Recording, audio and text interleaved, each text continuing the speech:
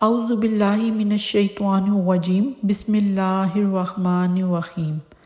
اللہ تعالیٰ کا فرمان ہے کہ روزہ میرے لیے ہے اور اس کا اجر بھی میں ہی دوں گا۔ رمضان المبارک تمام مہینوں کا سردار مہینہ ہے۔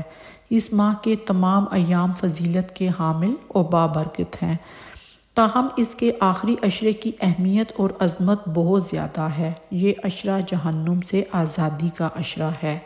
یہی وہ عشرہ ہے جس میں ایک ایسی رات ہے جسے اللہ تعالیٰ نے 1000 مہینوں سے زیادہ افضل قرار دیا ہے۔ اس کو لیلۃ القدر کی رات کہتے ہیں۔ نبی کریم صلی اللہ علیہ وآلہ وسلم کا ارشاد ہے کہ لیلۃ القدر کو رمضان المبارک کے آخری عشرے کی طاق راتوں میں تلاش کرو۔ آج میں آپ کے ساتھ رمضان المبارک کے آخری عشرے کی طاق راتوں کا ایک بڑا ہی زبردست اور طاقتور عمل شیئر کرنے والی ہوں، جس کو پڑھنے سے آپ کو ایک نہیں بلکہ لاکھوں فائدے ہوں گے۔ آپ جس مقصد کے لیے بھی اس عمل کو، اس وظیفے کو پڑھیں گے، اللہ تعالیٰ اس میں آپ کو ضرور کامیابی عطا فرمائے گا۔ اولاد نافرمان ہے تو اولاد کی فرما برداری کے لیے یہ عمل کریں تو انشاءاللہ آپ کی اولاد آپ کی فرما بردار ہو جائے گی۔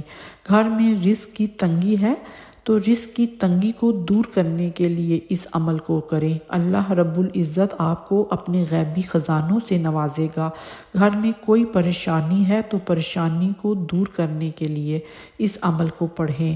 آپ کی کوئی حاجت ہے جو آج تک پوری نہیں ہوئی، لاکھوں کوششیں کی لیکن پھر بھی آپ کو اس میں ناکامی ملی، ان 10 راتوں میں آپ یہ عمل، یہ وظیفہ پڑھیں۔ انشاءاللہ آپ کی جیسی بھی مشکل سے مشکل ترین حاجت ہوگی، اللہ رب العزت اپنے فضل و کرم سے اس حاجت کو پورا فرما دے گا۔ اب رمضان المبارک کا آخری عشرہ 21 رمضان المبارک سے شروع ہو جائے گا، لیکن 20 رمضان المبارک کا دن گزرنے کے بعد جو رات شروع ہوگی وہ رات 21 رمضان المبارک کی رات ہوگی، یعنی رمضان المبارک کے تیسرے عشرے کی پہلی وہ رات ہوگی۔ اس رات سے آپ نے یہ عمل، یہ وظیفہ شروع کرنا ہے، اور رمضان المبارک کے آخری عشرے کی جتنی بھی راتیں ہیں ان تمام راتوں میں آپ نے اس عمل کو، اس وظیفے کو پڑھتے رہنا ہے۔ اب عمل آپ نے کیسے کرنا ہے، عمل کرنے کا طریقہ کار اچھی طرح سن لیں اور سمجھ لیں۔ جیسا کہ آپ کو بتا چکی ہوں کہ 20 رمضان المبارک گزرنے کے بعد جو رات شروع ہوگی وہ رمضان المبارک کے تیسرے عشرے کی پہلی رات ہوگی۔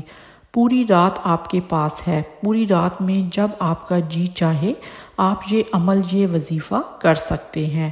سب سے پہلے پیارے آقا حضرت محمد صلی اللہ علیہ وآلہ وسلم کی ذات اقدس پر درود پاک کا نذرانہ پیش کریں۔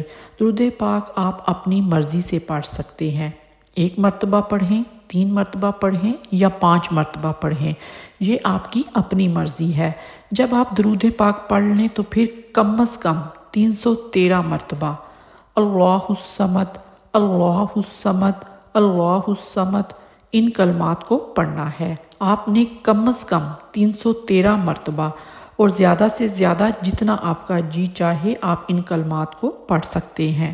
جب آپ 313 مرتبہ یا اس سے زائد ان کلمات کو پڑھ لیں تو آخر میں آپ نے پھر نبی کریم حضرت محمد صلی اللہ علیہ وآلہ وسلم کی ذات اقدس پر درود پاک کا نذرانہ پیش کرنا ہے، اور پھر اپنے ہاتھوں کو اللہ رب العزت کی بارگاہ میں اٹھا لینا ہے، اور بڑی عاجزی کے ساتھ، بڑی انکساری کے ساتھ آپ نے اللہ رب العزت کی بارگاہ میں دعا مانگنی ہے۔ آپ کا جو بھی مقصد ہوگا، جو بھی حاجت ہوگی، اس کے لیے خصوصی دعا مانگیں تو انشاءاللہ آپ کی دعا 7 آسمانوں کو چیرتی ہوئی عرش تک پہنچ جائے گی، اور اللہ رب العزت اپنی بارگاہ میں آپ کی دعا کو ضرور قبول و منظور فرمائے گا۔